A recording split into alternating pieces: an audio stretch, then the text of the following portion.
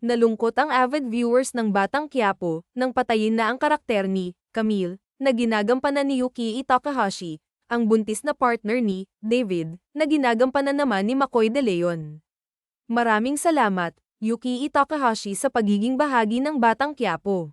Hanggang sa muli, Camille, mababasa sa Facebook post ng Dreamscape Entertainment, ang production unit ng ABS-CBN na nasa likod ng produksyon ng serye.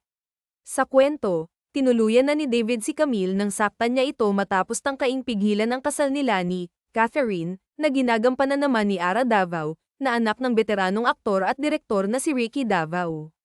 Marami naman sa mga netizen ang nalungkot sa pagpanaw ng karakter ni Camille dahil inaabangan pa naman daw nila ang panganganak nito, na halos 1 taon na ring buntis.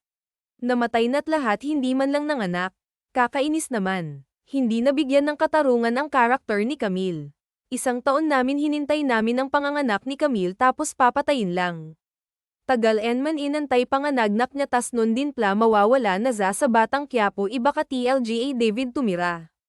Sana buhay pa ang director ng palabas nato, Paki, sabi sa kanya wala siyang kwenta. Imagine pinaabot ng 1 taon ang pagbubuntis ni Camille, TPOs ang ending papatayin lang siya. Asan hustisya nito? Inuuto LNG tayo ng ABS-CBN. Pero sa panayam kay Camille, sa kwento raw mismo ay wala pa siyang 50 araw na nagdadalang tao.